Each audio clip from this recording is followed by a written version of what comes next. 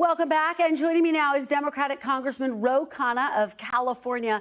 Congressman Khanna, welcome back to Meet the Press. Good morning. Thanks for having me on. Well, it's wonderful to have you back. And I do want to start with the CDC, Congressman. President Trump's decision to fire the CDC director, Susan Menarez, just weeks after she was sworn in and after she clashed with HHS Secretary Kennedy over the issue of vaccines. 4 other top CDC scientists quit in protest. Now, I had the opportunity to interview one of them and press this person on why resign? Why not stay and fight if you have a disagreement with the broader policy at HHS? Take a look at what he said. If I thought that there was a fight that I could fight in there, I would have stayed. And the reality is that there is now an irresistible force that is going to make it impossible for CDC to maintain the validity of its science against ideology. Congressman, do you worry about experts leaving in protest instead of staying? Kristen, this is not about politics. I'm just saddened by what is happening. You have a situation where the Secretary of Health and Human Services has said anything related to mRNA is not going to be supported by our government. I mean, that is absurd. It's anti-science. It's anti-technology. There are vaccines being used to cure cancer that use mRNA. mRNA is used for things that are being done to create a universal vaccine for flu. And they have just been anti-technology and anti-vaccine. And this is contrary to what the Secretary said he was going to do, which was follow basic science. So I have called for him to step down. I have also called for Republicans and Democrats to speak up for basic science and technology.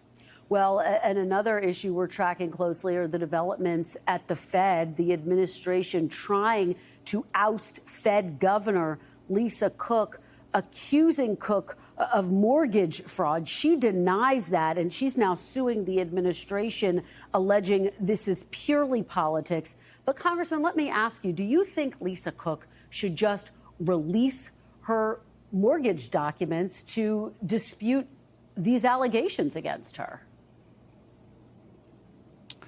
Could be transparent, but this has nothing to do with the specifics of Lisa Cook. This has to do with Donald Trump following Richard Nixon's playbook to interfere with the Fed and bully the Fed.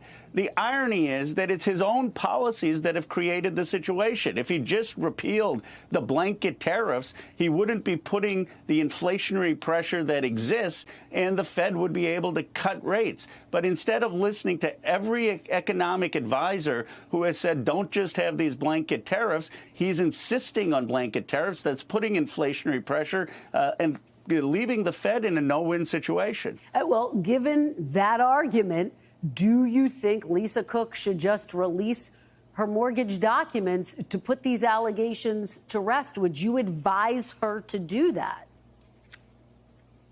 Well, sure, she should release them. She should be transparent so that we see that this is just a political football and really it's hiding an economic record. Look, Chris, the reality here is the economic record of this administration. When President Trump took office, consumer confidence was strong. It has tanked for 7 straight months. Farm closures have doubled. Manufacturing was expanding when he took office. It has gone down every single month. Unemployment for young people, almost 11% for recent college graduates. This is a record of economic failure, and the reason it is failing is because of blanket tariffs, because of mass deportation, including immigrants who are paying taxes, and because of interference with the Fed and expertise. It's time for a new economic direction. Well, Congressman, staying on this issue of transparency, let's talk about the dispute related to the files of convicted sex offender Jeffrey Epstein. Congress left town early without voting on your bipartisan bill, which would basically call for the release of all of the files related to Jeffrey Epstein. Do you think when Congress is back, the bill will go to the floor and it will pass? I'm very confident it will. I spoke to Congressman Massey. You had us both on a few weeks ago. We will have the petition live on September 2nd. We have all 212 Democrats committed to signing it. He has 12 Republicans. Only 6 of them have to sign it. What will be explosive is the September 3rd press conference that both of us are having with 10 Epstein victims, many who have never spoken out before. They're going to be on the steps of the Capitol. They will be telling their story, and they will be saying clearly to the American public that they want the release of the Epstein files for full closure on this matter. All right, well, we will track that very closely. A couple more topics to get through here, Congressman. President Trump announced this week the government will purchase a 10% stake in Intel. That's, of course, one of the world's largest chip makers. It's headquartered right in your district. You actually co-chaired Bernie Sanders' 2020 campaign. Now, as you know, Senator Sanders has pushed legislation that would require companies taking taxpayer subsidies to give some of that profit back to the people. Here is what Senator Sanders said back in 2022, and then what President Trump said just this week. Look. If private companies are going to benefit from generous taxpayer subsidies, the financial gains made by these companies must be shared with the American people, not just wealthy shareholders. I'd like you to give 10% of Intel to the United States of America. Not to me, to the United States of America. So, Congressman, do you support President Trump's push for the government to have a stake in Intel?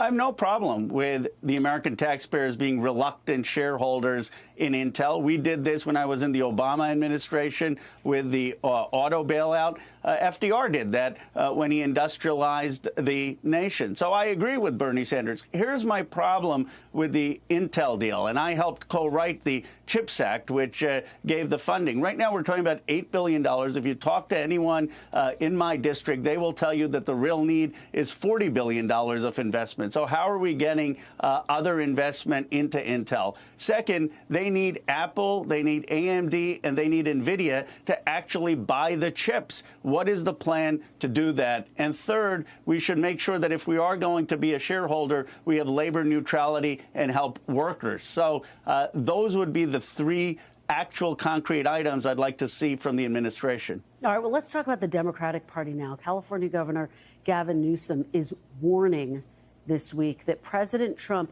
might not leave office when his term is up in 2028. Look. You think he's joking about 2028? You think when he brings foreign leaders to the Oval Office and he goes to the White House store, have you seen this? Anyone? Is it just me? And he shows them the 2028 hats? He's not being serious? Wake up. You will lose your country.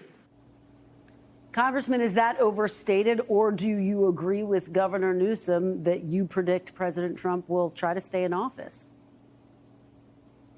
I fully expect we will have 2028 elections. This country has overcome the Civil War. We defeated tyranny. We defeated communism. We overcame Jim Crow. It is a resilient country. I am confident that we will have elections. I'm confident the Democrats will win. I'm confident we will have a better economic vision after this failed economic administration. And so Democrats need to express a confidence of what we're going to do in 2026 and 2028 to take back our country. Congressman, very quickly, Governor Newsom also saying it's time to fight fire with fire when it comes to redistricting, obviously, Texas, adding 5 Republican seats in that state. Governor Newsom aiming to add 5 Democratic seats in California. This is what Emanuel Cleaver said, though, your Democratic colleague in the House. He said, if we continue to fight fire with fire and keep starting fires and creating new fires, the only thing we're going to have left are ashes and a little piece of a nation.